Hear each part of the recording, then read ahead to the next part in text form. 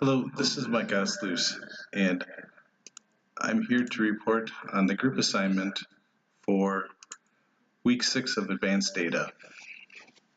The assignment consists of members Eric Schockschneider, Mike Oslus, and Peter Vang.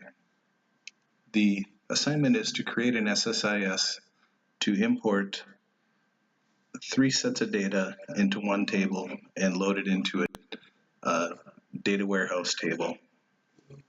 So initially we took the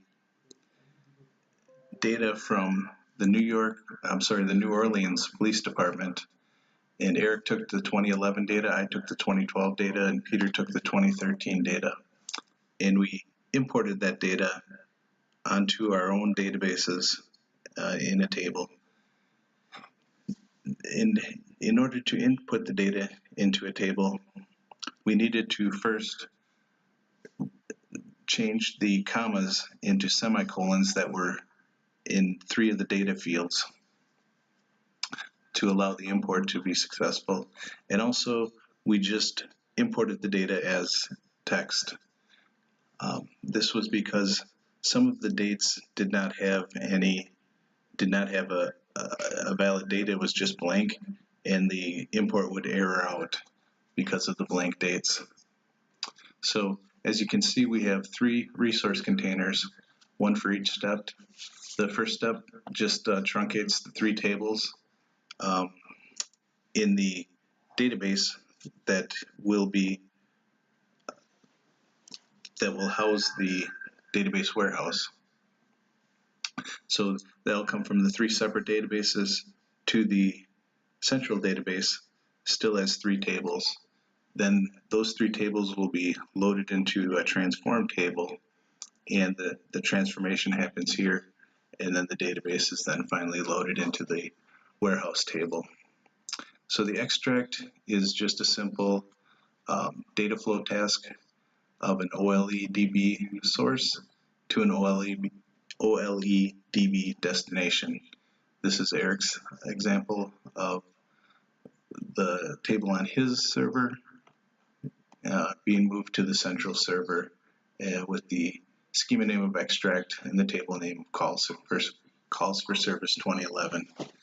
Similar ones were done for mine and Peter's table, and so we end up with 1,478,789 records. Then the transform is where some of the magic happens, most of the magic, and that is a simple insert into, but here we take the semicolons in the 3 tables and change them back into commas so that the data is the same. The time and date fields, if the time and date field is blank, we set it to null. Otherwise, we convert it to the valid date and time. And the numeric fields we cast as a number here in the transform. And we do this once for Eric's file, once for my file, and then once for Peter's file. And then the load is also an insert into, and we use a where not exists so that we don't duplicate data in our data warehouse.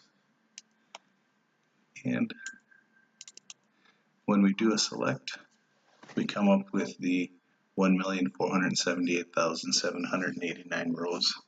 And this was actually the second time we had run the package since the truncation of the database warehouse field, so we can feel reasonably assured that the where not exists clause is working and everything is working as expected.